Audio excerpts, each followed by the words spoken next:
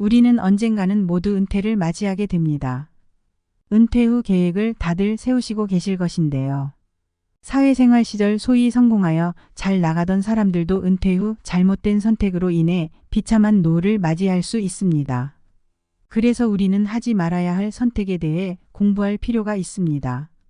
남은 인생에 대한 불안과 경제적인 압박감으로 인해 마음이 급해져서 돌이킬 수 없는 실수를 하는 경우가 많이 있습니다. 오늘은 은퇴 전문가들이 꼽은 은퇴 후에 폐인으로 가는 지름길 5가지에 대해 소개해 드리겠습니다. 안녕하세요. 행복한 노후입니다. 영상을 시청하시기 전 구독, 좋아요, 알림 설정 부탁드립니다. 댓글로 여러분들이 소망하고자 하는 바를 적어주시면 제 채널명이 행복한 노후인 만큼 여러분들의 편안한 노후를 위해 기원드리겠습니다. 영상을 끝까지 시청해 주신 분들께 편안한 노후가 한 발 더 빠르게 찾아올 것입니다. 자, 시작합니다. 은퇴 후 절대 하지 말아야 하는 첫 번째는 잘 모르는 분야에 절대 투자하지 않는 것입니다. 은퇴 후의 삶은 사람을 조급하게 만듭니다. 매번 출근하며 바쁜 일상을 보내다가 막상 집에서 쉬려니 마음이 불안하고 뭐라도 해야겠다는 생각이 들게 되죠. 그러다 이 사람 저 사람 만나다 안 해본 것에 투자하게 됩니다. 지금의 세상은 사람 등 처먹으려는 사기꾼들이 득실득실합니다. 특히 그들이 노리는 사람은 평생 회사라는 테두리 안에서 일만 하느라 바깥 세상 물정을 잘 모르는 사람들인데요. 은퇴했거나 은퇴를 앞두고 있는 노년분들은 자기 은퇴 자산이 부족하다고 느끼는 나머지 자신이 잘 알지 못하는 분야에 대한 투자를 크게 하는 성향이 있습니다. 한 방에 큰 돈을 벌고 싶은 마음의 한 선택들입니다. 이 시기에 가장 중요한 포인트는 은퇴 자산을 크게 불리는 것이 아니라 적정한 수익을 거두면서 잘 지키는 것입니다. 투자 사기를 치는 사람들의 말주변은 그 누구도 따라갈 수 없습니다. 평생 모아둔 노후 자금과 퇴직금을 날린다면 노후의 삶이 무너지는 일입니다.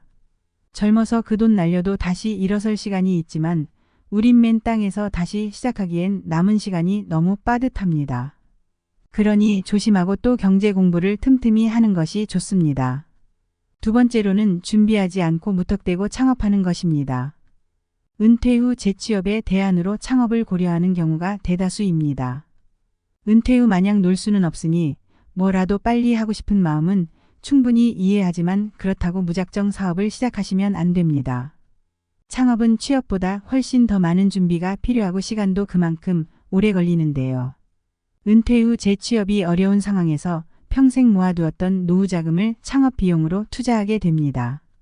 그렇지만 대부분의 사람들은 창업 아이템이 독창적이지 못하고 벼락치기로 준비하다 보니 쉽게 의지하는 것이 바로 프랜차이즈입니다. 한 집 건너 한 집이 치킨집, 커피숍이 된 이유이지요. 더 큰 문제는 이처럼 창업이 높은 업종이 폐업률도 높다는 점입니다. 은퇴 후 창업은 대부분은 생계가 목적입니다. 창업할 수밖에 없는 상황이라면 잘 될 거라는 생각은 접고 안정적인 수익 창출을 위해 많은 노력을 기울이셔야 합니다. 그렇다면 창업에 실패하지 않으려면 어떻게 해야 할까요? 간단하게 3가지로 말씀드리겠습니다. 먼저 첫 번째는 충분히 창업 준비가 되었는지 검토하셔야 됩니다. 준비되지 않은 창업은 시행착오를 가져오고 경제적으로 큰 손실을 가져옵니다. 이 단계에서는 창업 목적과 재무 상태, 창업 집중 여부 그리고 노후 준비 등 다양한 조건을 고려하셔야 됩니다. 두 번째는 소자본으로 시작하셔야 됩니다. 은퇴 후 창업의 최우선 조건은 창업 비용이 적당한가입니다. 큰 성공보다는 일하는 보람과 안정적인 수익의 목표를 두는 것이 좋습니다. 퇴직금을 비롯해 노후 자금을 창업에 투자할 경우 실패 시 회복이 어려우니 감당할 만한 예산 범위 내에서 할 수 있는 창업 아이템을 선정해야 합니다. 세 번째는 잘 알고 좋아하는 일을 하셔야 됩니다. 우리가 살아가는 궁극적인 목적은 행복입니다. 노후에는 조금 덜 벌더라도 일 자체에서 큰 스트레스를 받지 않아야 합니다. 그래야 시간이 지날수록 일 자체에서 기쁨과 보람도 느낄 수 있는데요.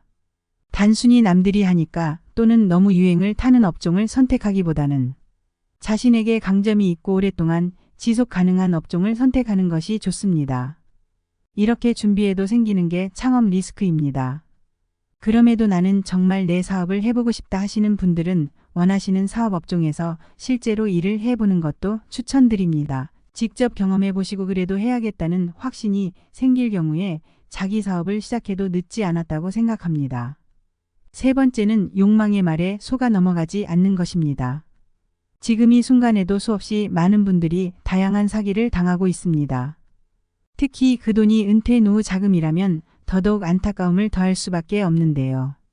은퇴 후에는 사회와 단절되어 실감이 떨어지거나 순간적인 인지능력 감퇴 등으로 판단력이 흐려질 수 있기 때문에 사기꾼의 표적이 되기 쉽습니다. 사기꾼들은 사람의 욕망을 자극합니다. 좋은 차 비싼 옷과 번듯하게 차려진 사무실로 사람의 마음을 흔들고 욕망에 불을 지핍니다. 어르신들을 속기 쉬운 금융사기 수법의 특징에는 어떤 것이 있을까요?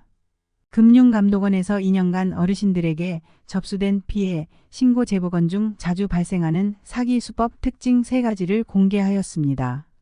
첫째는 오프라인 투자 설명회를 활용합니다. 디지털 기기에 익숙하지 않은 어르신들은 온라인보다 오프라인 투자 설명회를 선호하시는 경우가 많습니다. 이러한 특성을 이용해서 사기 업체들은 전국 각지에서 투자 설명회 등을 개최하여 유망한 사업을 진행하고 있다며 어르신들을 현혹하는 사업은 주로 일반인들이 검증하기 어렵거나 생소한 내용인 경우가 대부분입니다. 둘째는 평생 현금처럼 확정 수익을 지급한다고 현혹합니다. 노후 대비가 되어 있지 않거나 미래 현금 흐름이 불확실한 어르신들이 표적입니다. 실제로 일정 기간 동안은 약속한 확정 수익을 지급하며 믿음을 주어 지급한 배당금도 재투자로 이끌어내는 방식을 사용한다고 합니다. 셋째는 모집 수당을 미끼로 유인합니다. 어르신들은 주로 오랜 기간 신뢰를 쌓아온 지인 또는 가족 등의 말을 별다른 의심 없이 믿고 투자한다는 점을 이용하여 업체들은 고객의 모집 수당을 주면서 주변 지인 가족 등에게 투자를 권유합니다. 이는 전형적인 불법 피라미드 다단계 방식이라고 볼 수 있습니다. 고수익 무위험 같은 확실한 투자처가 존재한다면 혼자 수익을 독차지하려고 하지 절대로 모르는 사람들을 대상으로 모집 수당 등을 주면서 투자금을 모집하지 않겠지요. 결국 돈은 스스로가 관리해야 합니다. 조언은 참고하고 정하고 결정하는 것은 나 자신이 현명하게 행동해야 합니다. 네 번째로는 무언가를 배우기에는 늦은 때라고 생각하고 포기하는 것입니다. 노후에는 머리가 굳고 습득이 느리기 때문에 혹은 이 나이에 배우는 것은 큰 의미가 없다는 생각을 하는 경우가 많은데요. 요즘엔 노후 연령이 늘어나는 만큼 제2의 직업이나 취미를 갖는 것이 매우 중요합니다. 나는 딱히 하고 싶은 취미도 일도 없다 하면 국가지원 제도를 활용해서 자격증을 따보시는 것도 방법인데요. 은퇴 후 남성 중장년이 가장 많이 취득하는 자격증인 지게차 운전 자격증과 굴삭기 자격증은 60대, 70대까지 현역으로 일하시는 분들이 계십니다.